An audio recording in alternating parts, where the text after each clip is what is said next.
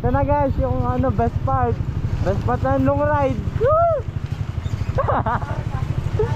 Ito na yung best part.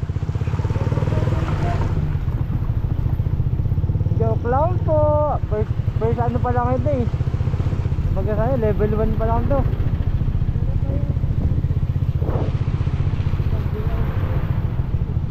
Yung iniingatan mo yung motor mo, dahil sa long ride napipilitan kang tuwidin yung mga ano, lubak. Kasi hindi ka pwede maiwan eh. So mangyayari niya, sasaluhin mo yung mga lubak tulad yan. Tagahog.